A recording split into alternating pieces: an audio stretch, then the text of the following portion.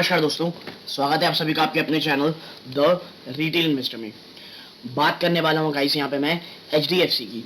और जब मैं एचडीएफसी कह रहा हूँ तो इसमें दोनों चीज़ें दोस्तों, एचडीएफसी लिमिटेड भी और एचडीएफसी बैंक भी। और आज आप देखेंगे तो सिर्फ एचडीएफसी ट्विंस पे ही नहीं दोस्तों, पूरे के पूरे बैंकिंग सेक्टर में एक बहुत ही बड़ी गिरावट आपको देखने को मिल रही है, जिसके कारण आज सेंसेक्स और निफ्टी दोनों ही बहुत बहुत ज़्यादा प्रेशर में है। क्या है रीज़न?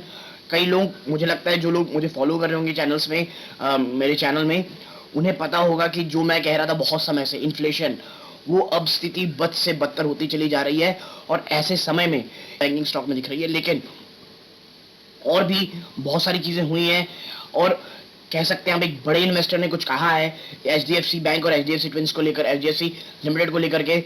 ये तमाम चीज़ों में चर्चा होगी, वीडियो अंत तक देखिएगा, बहुत इन्फॉर्मेटिव और एजुकेटिव वीडियो होगी। विदाउट वेस्टिंग टाइम सीधा लेके चलता हूँ शेयर प्राइस की तरफ। देखिए, ये है एचडीएफसी बैंक लिमिटेड, आज 2.16% गिरावट दिखा रहा है, लगभग 3 बज रहे हैं अभी, ठीक है दोस्तों। और इसमें आप देखेंगे ना तो काफ़ी कह सकते हैं कि रेंज बाउंड में ट्रेड कर रहा है। पिछले अगर मैं 1 महीने की बात करूं, आप देखें ये भागा और फिर ये गिरावट दिखा रहा है, ठीक है।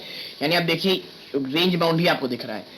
और जो गिरावट है दोस्तों बैंकिंग सेक्टर में, पूरे बैंकिंग सेक्टर में बड़ी गिरावट है, उसके पीछे का रीज़न है एक ही दोस्तों, और वो है इन्फ्लेशन। इन्फ्लेशन का डर लगातार बढ़ता चला जा रहा है दोस्तों। और जो आरबीआई है वो लगातार आप कह सकते हैं जो अपने इंटरेस्ट रेट है उसे बढ़ा रही है, और आने वाले समय में भी वो बहुत ज़्यादा बढ़ाने वाली है। क्यों? क्योंकि आरबीआई ने कहा है कि इन्फ्लेशन को हम बहुत बहुत ज़्यादा सीरियस ले रहे हैं, इसीलिए इन्फ्लेशन एक बहुत बड़ी समस्या उभर के दिख रही है हमको दोस्तों। और यही कारण है कि जो इन्वेस्टर्स हैं वो बहुत ज़्यादा दूर हो रहे हैं दोस्तों। प्लस आपको मैं एक चीज़ दिखाऊं कि एक बहुत बड़े इन्वेस्टर है, उन्होंने क्या किया है। तो देखिए, अब इधर देखें that Chris Wood prepares his portfolio for HDFC twins merger, ठीक है। क्रिस वुड कौन है आपको थोड़ी देर पता चलेगा। वो अपने पोर्टफोलियो को एचडीएफसी ट्विन के मर्जर के लिए तैयार कर रहे हैं, और वो replaces HDFC with HDFC bank, और वो रिप्लेस कर रहे हैं एचडीएफसी को एचडीएफसी बैंक से, ठीक है।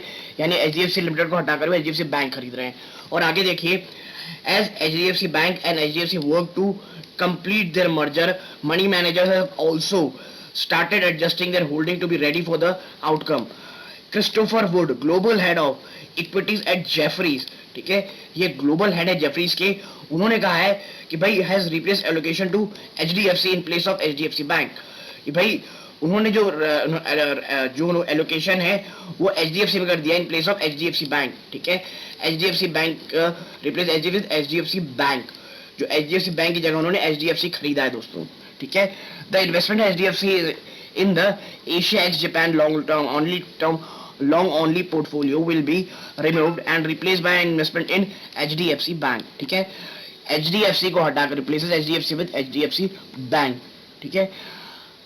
अब मुझे ये समझ नहीं आ रहा कि इन्होंने जो लिखा है, आप देखें इधर इन्होंने भी आर्टिकल लिखा है, आप देखिए ये यहाँ कह रहे हैं that the investment in HDFC in the Asia ex Japan long only portfolio will be removed and replaced by an investment in HDFC Bank, कि भाई हम HDFC बैंक में निवेश करेंगे, ठीक है। और यहाँ पे भी ये कह रहे हैं कि भाई हम HDFC में निवेश कर रहे हैं, रिप्लेस करेंगे HDFC को, said Wood in his weekly Greed and Fear newsletter, ठीक है। HDFC bank now has a 6% allocation in the portfolio, और HDFC बैंक का 6% पोर्टफोलियो है इनके पास। तो आप समझ सकते हैं कि एफआईआई का कितना बड़ा आप कह सकते हैं चाहता है एचडीएफसी ट्विन, ठीक है। आगे अगर हम चर्चा करें तो आप देखिए और भी इनके पास कह सकते हैं आप स्टॉक है, जैसे among other in stock in the portfolio Reliance industries. Reliance industry दोस्तों 6%, आईसीआईसी प्रूडेंशियल लाइफ इंश्योरेंस है 4%, आईसीआईसीआई लोम्बार्ड जनरल इंश्योरेंस है 5%, गोदरेज प्रॉपर्टीज है 5%, आईसीआईसीआई बैंक है 5%, और बजाज फाइनेंस है 5%, LNT 4%, Indian stock form 40% of the Asia ex Japan long hold portfolio. आप समझ जाइए 40% वेटेज रखता है इसमें दोस्तों, ठीक है।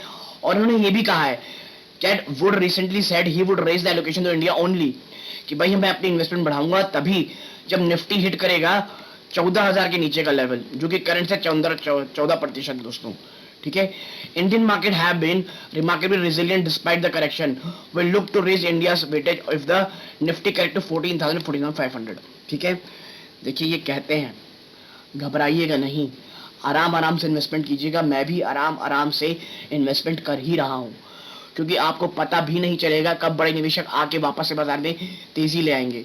इसीलिए अगर मैं कहता हूँ कि अगर आपने इन्वेस्टमेंट कर दिया है तो हड़बड़ी में बेचने की जरूरत नहीं दोस्तों, आराम से बैठे रहिए, क्वालिटी स्टॉक्स में निवेश कीजिए। अभी चीजें वाकई में डरावनी है, शॉर्ट टर्म में भी थोड़ी डरावनी हो सकती है, लेकिन अगर आप एक लॉन्ग टर्म इन्वेस्टर हैं तो घबराने की बिल्कुल भी जरूरत नहीं है। आगे अगर आप देखेंगे तो देखिए, HDFC Indian overseas bank hike landing rate. जिस तरह लगातार जो RBI है वो कह लीजिए आप जो अपने इंटरेस्ट रेट है वो बढ़ा रही है, तो उसका असर अब बैंकों की लैंडिंग रेट में पड़ रहा है।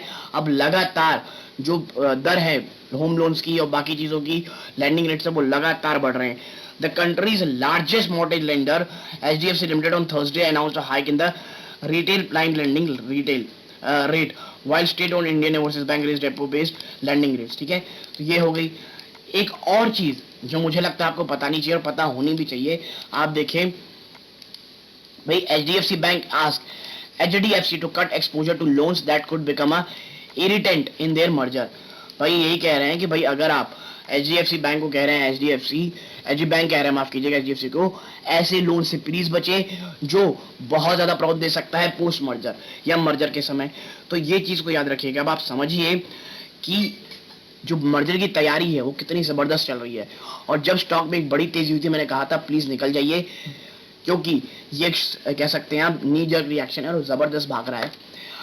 पर्सनली मुझे HDFC बैंक HDFC बहुत ज्यादा पसंद है।